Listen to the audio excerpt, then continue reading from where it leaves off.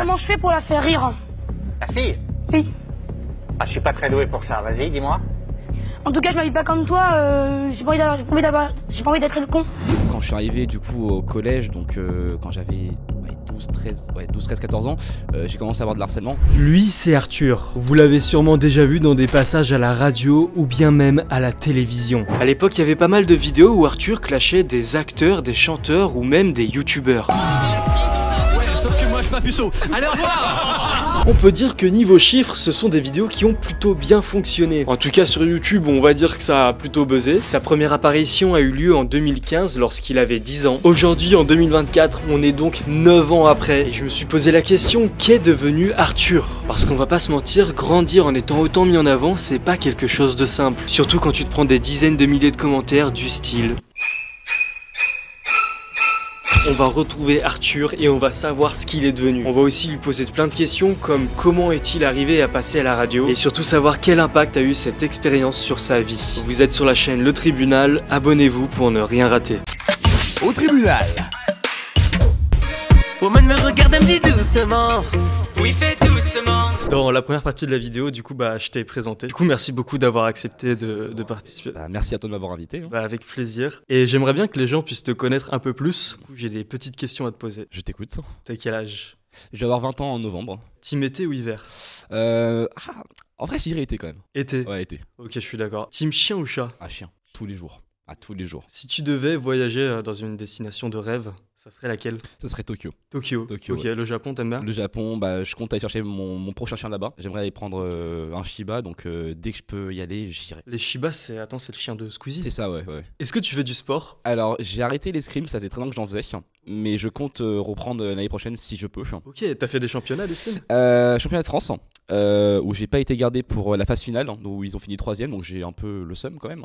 Ouais. Mais sinon, ouais, c'était surtout des championnats de régionaux ou championnat de France le plus haut que j'ai fait. Voilà. Et t'aimerais bien t'inscrire à la salle ou pas? Parce que c'est pas mal à la mode. Je me suis inscrit à la salle avec un pote qui a on va dire un peu la technique du rat, qui a un abonnement où tu peux rentrer à deux. Donc du coup, il me fait rentrer avec lui. Et on a commencé depuis octobre. Et bon, ça se voit pas trop, mais ça commence tranquillement. Et en vrai, franchement, en vrai, j'aime bien. Ton film préféré?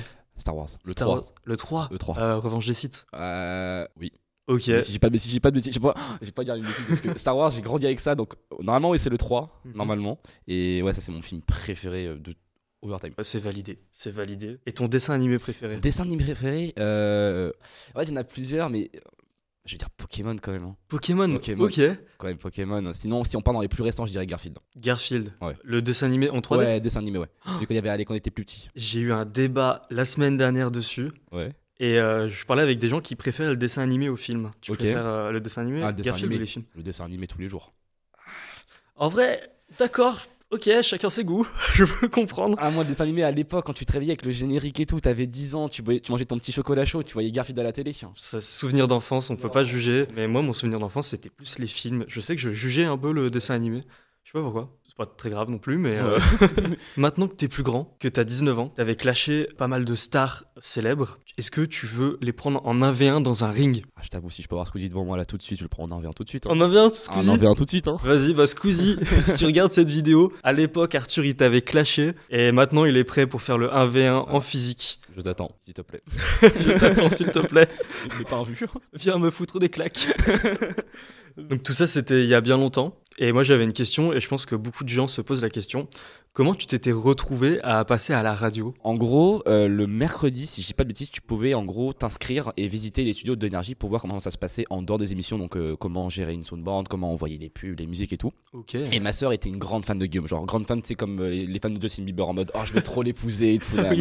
Donc du coup, elle a supplié ma mère pour qu'on y aille. Et moi je connaissais un peu Guillaume très rapidement, tu vois. On arrive au studio, on fait la visite et tout se passe bien, et après t'as une séance dédicace avec buffet et tout, et on peut parler avec l'équipe. Et voilà pourquoi je me retrouve avec Guillaume, et on commence à parler. On parle, et de fil en aiguille, il y a un feeling qui se crée. Ma mère après vient, on commence à parler avec Guillaume, moi je m'écarte un petit peu, et 10 minutes après ma mère vient me voir et me dit j'ai pris le numéro de Guillaume, il te rappellera dans quelques mois pour faire une émission avec toi. Incroyable. Donc ça a commencé par une émission très rapide, genre où en gros il avait juste besoin d'un assistant pour tenir des ballons et il venait des éclater et tout, c'est vraiment très bête. Et je me suis dit ah ouais sympa, il me rappelle pour ça, donc ok. Et quelques mois après, il me rappelle en avril et c'est pour Maître Gims. Oh le clash. Et là je suis en mode ok, D'accord. Et je me suis dit, bah, peut-être que je ferais qu'une émission et c'est terminé, ce qui en soi me paraissait logique. Et finalement, non, après, ça a duré pendant 4 ans et il y a eu donc toutes ces vidéos-là qui sont arrivées. À cette époque, t'avais quel âge? Je venais d'avoir 10 ans. Ouais, j'avais 10 ans, on était en 2015, j'avais 10 ans. Donc, 10 ans, t'es en 6ème je venais de rentrer en 6ème, ouais. J'étais rentré en 6ème. C'était très jeune. Très très jeune. Très très jeune. Toute cette visibilité, est-ce qu'elle a eu un impact sur ta vie sociale, ta vie privée? En fait, quand j'ai commencé la radio, j'étais en CM2. J'étais en CM2 début 6ème, donc les gens me connaissaient pas parce que c'était vraiment que mes potes du coup qui voyaient ça. Mais arrivé du coup en 6ème où c'était un collège, lycée, études sup, plus de 2000 personnes, j'ai envie de te dire, là il y a eu du monde qui m'ont reconnu. Et au début, c'était un peu oppressant parce que t'es un enfant de 10 ans, tu comprends pas ce qui t'arrive. Mais après, les gens ont vu du coup que j'étais dans le fond un enfant de 10 ans, donc j'avais la mentalité d'un enfant de 10 ans, donc j'étais un peu immature. Donc ils m'ont très vite un peu laissé. Mais c'est vrai que du coup, oui, forcément, j'ai pas eu une enfance comme mes potes. J'avais par exemple des vidéos à énergie, parfois on m'appelait même pour des tournages, on m'appelait pour des pubs.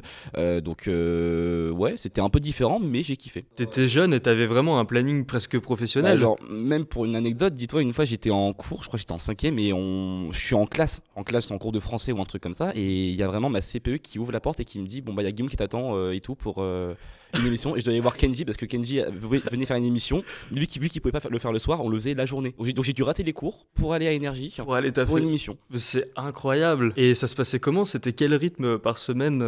Tu passais combien de fois à la radio par semaine? En vrai, c'était pas en termes de semaine, je pense que c'était plus genre 2-3 vidéos dans le mois. Genre c'est shorter des cours par exemple, pour donner un ordre d'idée, shorter des cours, on recevait un appel et après on y allait et tout, et ça pouvait soit arriver 2-3 fois dans le mois, ou alors une seule fois, ou alors 4 fois. C'était vraiment genre quand ils avaient un invité et qu'ils avaient l'opportunité de m'inviter aussi, ils le faisaient. Ça c'est génial, c'est cool qu'ils pensaient à toi pour ces émissions, parce que toi ça a dû te faire kiffer de rencontrer, t'as dit Maître Gims. Maître Gims, Squeezie, enfin tous les stars que je kiffais voir, genre j'étais de mon PC, je voyais Norman, Cyprien, Squeezie, j'étais en mode mais c'est mon rêve de les voir, et de les voir en vrai, de parler avec eux. Pour un enfant de 10 ans, c'est incroyable. C'est un rêve éveillé, tu devais vraiment kiffer. Justement, c'était une bonne expérience. Et tu as parlé un peu qu'au collège et au lycée, ça pouvait être assez oppressant, le regard des autres par rapport à cette expérience. Tu as eu des mauvaises expériences, si c'est pas indiscret? Non, pas du tout. Ça fait partie de l'aventure en soi. Et ouais, quand je suis arrivé du coup au collège, donc quand j'avais 12, 13, 14 ans, j'ai commencé à avoir de l'harcèlement par la vidéo de TPMP du coup que tu as dû voir avec le bégaiement, le fameux bégaiement, où les gens n'ont pas compris qu'en fait c'est juste une maladie, qu'on peut aussi bégayer en étant genre normal, ce que je suis donc. Et les gens ont appuyé sur ça, ils m'ont taclé, harcelé par les réseaux, ou même ça me bousculait dans la cour, ça venait me chamailler, me titiller. Donc ouais, quand j'étais petit c'était un peu relou. Je comprenais pas pourquoi on m'harcelait, mais au fur et à mesure que j'ai grandi, je me suis dit qu'en fait, peu importe ce que tu feras dans la vie, tu te feras toujours critiquer, donc fais juste ce que tu kiffes et amuse-toi. C'est sûr, surtout que maintenant, avec les réseaux, on est tout le temps exposé à un grand nombre de personnes. Et justement, est-ce que tu aurais un message à faire passer à des jeunes qui pourraient être connus très tôt grâce à TikTok, à des modes, qui pourraient subir aussi du harcèlement en cours ou dans leur vie quotidienne? Tout ce que j'ai à vous dire, c'est juste faites-vous kiffer. Vous avez un rêve, une passion, peu importe votre âge. C'est vrai que commencer jeune, c'est souvent, on va dire, compliqué parce qu'on vous voit différemment et du coup on se dit c'est un enfant, il va jamais réussir. Croyez en vos rêves, faites-vous kiffer, même si ça marche pas, au moins vous aurez essayé, vous aurez montré aux autres que vous n'avez pas lâché, et écoutez pas les critiques. C'est un beau message, j'espère que vous écoutez bien ça. Par rapport à toutes ces mauvaises expériences, du coup tu as dû aussi en avoir des bonnes. Donc tu l'as dit, rencontrer des gens à la radio, rencontrer des stars. Et est-ce que tu as eu aussi des bonnes rencontres même dans la vie de tous les jours? Peut-être même juste Guillaume Play finalement. Déjà Guillaume Play, ouais, déjà en fait toute l'équipe en soi d'Énergie c'était un peu comme ma famille, genre j'y allais, c'était vraiment, on se retrouvait avant les émissions, on parlait, on rigolait. J'avais aussi même un petit délire, c'est par exemple Julien, c'était comme mon tonton, je disais oh tonton t'es là et tout. C'est vraiment pour moi une famille. Après j'ai aussi du coup la chance à côté d'Énergie de faire des tournages avec Guillaume. Il y avait eu un tournage pour sa chaîne en mode Casa de Papel. Il m'avait invité pour juste une petite scène, mais juste de faire ça, genre t'es sur un tournage avec des grosses caméras. Tu te dis c'est hyper sympa. Est-ce que tu penses que tous ces tournages, ça a eu un impact sur ta vie, sur tes choix de carrière? Ah oui, de fou. En fait déjà quand j'ai commencé, j'étais un peu dans le monde, j'ai envie de faire YouTube et tout quand j'avais 10 ans, mais c'était très vague encore.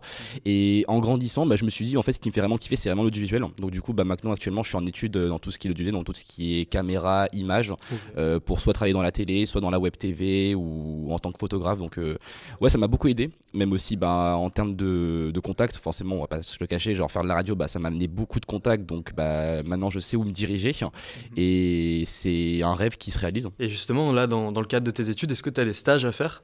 Alors là, alternance, du coup, il me faut une alternance ouais, okay. pour septembre, donc je cherche encore. C'est tellement galère à trouver. C'est tellement galère. Franchement, moi je sais que bah, j'en avais une à trouver pour l'année dernière. Je l'ai trouvée fin août pour début septembre. Ah oui. Donc galère. Bon courage. Merci. Non, on essaie de se débrouiller, mais bon, ça devrait le faire. Ouais, ça doit le faire. Et ben justement, est-ce que les contacts de l'époque, ils vont t'aider à trouver une alternance? Bah alors j'ai possiblement un des contacts du passé qui pourrait potentiellement m'aider. Il faut encore que je vois avec lui si c'est possible, mais rien n'est encore sûr. Et à côté, bah je cherche via les réseaux, via les annonces qui sont postées, par exemple bah, sur des applis pour. Ok, bah bon courage. Merci pour beaucoup. trouver ça. Tu nous as un peu parlé de ta chaîne YouTube qui s'appelle Nakaze, c'est ça? Ça se prononce comment? Nakaze, c'est ça. Ok, c'est parfait. Bah je mettrai les liens dans la description si ça te dérange pas. Bah, merci beaucoup. Let's go. Bah allez liker, allez voir ces vidéos, ça peut être cool. Avec plaisir, merci beaucoup. J'ai vu justement la dernière vidéo que t'as faite. T'es pas trop actif, t'es un peu comme moi. Ouais. C'était il y a 4 mois. C'est ça, ouais. C'était une interview. Ouais. Est-ce que tu as d'autres vidéos, interviews dans ta tête ou d'autres concepts que tu veux faire qui arriveront? J'ai une vidéo de côté, une autre interview du coup qui a été tournée en même temps que la première mais qu'on n'a pas encore postée. C'est qui C'est Cutini. Une amie du coup de Natop. Okay. Mais du coup oui, donc comme tu l'as dit, je suis quelqu'un de très irrégulier, j'ai du mal en fait à garder un rythme et surtout qu'actuellement j'ai des petits soucis privés, donc je préfère gérer ça avant que gérer YouTube. Et par contre je prévois de revenir, mais pas avec une vidéo genre juste salut je fais un retour, je vais vraiment faire un vrai truc, donc je suis en train de prévoir avec quelques amis un gros tournage, pour moi je pense le plus gros tournage que j'aurais pu faire dans ma vie. Trop bien. Donc ça va arriver normalement vers avril-mai en espérant. Donc vers avril-mai, on devrait avoir normalement un retour sur YouTube. Et en attendant, bah, j'essaie d'être actif sur Twitch. J'ai été ban il y a 2 jours pour aucune raison. Oh non, tu joues à quoi sur Twitch? Un peu de tout en vrai, Valorant, Overwatch, Minecraft. Ça marche, c'est cool. Ouais, ça marche, on fait du 15 viewers, mais moi en vrai ça me suffit. Genre franchement, juste je joue, je parle de temps en temps avec le chat, ça me fait kiffer. Genre. Okay. C'est très bien comme ça. T'as dit que t'avais un gros projet prévu pour bientôt sur ta chaîne. Est-ce que t'as un petit truc pour le teaser? Ça reste secret, c'est comme tu veux. Pour pas donner genre en mode genre juste un mot qui va faire c'est du plagiat et tout, non, tout ce que je peux vous dire c'est que c'est pas vraiment du plagiat, tout ce que je peux dire c'est 48 heures. Mais pensez pas à ce que vous pouvez penser par rapport à un grand youtubeur et tout, c'est un truc un peu différent quand même, qui moi me fait kiffer depuis de longues années, ça faisait vraiment longtemps que je voulais le faire. Parce que même plus petit, bah, en soi j'aimais beaucoup ce domaine-là. Et du coup, vu que maintenant j'ai l'âge, l'expérience et l'argent aussi pour le faire, du coup, bah, je me dis pourquoi pas le tenter. Donc vous verrez ça en avril-mai. 48 heures, t'as dit que quand t'étais petit, j'essaie de trouver des indices. T'as dit que quand t'étais petit tu pouvais pas le faire. Maintenant t'es majeur. Je pouvais le faire en fait, c'est un truc que je kiffais beaucoup faire avec mon père. Quand j'étais petit, c'était une de nos passions qu'on faisait ensemble quand j'étais petit. Et que du coup j'ai arrêté de faire parce que bah, j'ai grandi, je me suis dirigé vers d'autres choses. Et que maintenant j'ai envie de retourner vers ça. Et j'ai un ami du coup qui peut m'aider à le faire. Donc je me dis pourquoi pas tenter. Ok, bah trop cool. Bah faudra aller voir sa chaîne pour avoir le concept. On va revenir à la période énergie. Est-ce que c'était toi qui écrivais les clashs? Comment ça se passait pour les questions aussi? Alors en gros, donc comme j'avais dit un peu avant, donc j'arrivais 2-3 heures avant l'émission, on retrouvait l'équipe et ils mettaient en place le thème de l'émission. Donc par exemple pour donner un ordre d'idée, Kev Adams, c'était sur le thème du brevet. Okay. Donc il y avait déjà une première feuille qui était faite avant que j'arrive, donc avec des questions et des clashs. Sauf que du coup, bah, comme je l'ai dit, je bégaye de base, et donc du coup il y a certains mots que je peux pas prononcer parce que c'est galère, parce qu'il faut que j'articule et j'avais un peu de mal, donc du coup on revoyait ensemble après les textes. Donc il y avait, on va dire que c'était un peu du 50-50, genre il faisait la première partie et nous on arrivait derrière et on retravaillait ensemble. D'ailleurs cette maladie de bégayer, ça t'arrive souvent? C'est dans la vie de tous les jours ou c'est quand t'es un peu stressé ou quoi? Dans la vie de tous les jours, ça peut être quand je parle à quelqu'un, quand je suis dans la rue, même avec un pote, vraiment ça dépend, c'est vraiment genre c'est automatique, c'est un coup je vais pas bégayer pendant plusieurs moments, je vais vraiment réussir à articuler et à un moment, je sais pas pourquoi, je vais bafouiller comme pas possible et je peux pas le contrôler. Et ça arrive souvent? Bah, du coup c'est tout le temps en fait. Alors en vrai maintenant ça va un peu mieux, depuis que je grandis du coup bah, j'articule de plus en plus, je prends mon temps et j'essaye de me poser, mais c'est vrai que quand j'étais plus petit, surtout en plus quand j'étais petit j'étais hyperactif, donc tu mélanges l'hyperactivité au bégaiement, ça fait pas bon mélange, donc on va dire qu'allez depuis 2-3 ans ça va un petit peu mieux, je peux un peu mieux le gérer, mais de temps en temps j'ai encore des petites baisses où je bégaye. Est-ce que le rôle que t'as donné cette émission d'enfants qui clashaient des stars, ça t'a catégorisé pour d'autres projets? Alors bah, surtout pour les émissions de Coup d'énergie où j'étais souvent bah, on va dire l'enfant insolent qui vient clasher. Après j'essayais surtout bah, de de pas trop être dans cette image-là. Par exemple, sur ma chaîne YouTube, à côté, genre, je voulais pas qu'on me voit comme Arthur 10 ans.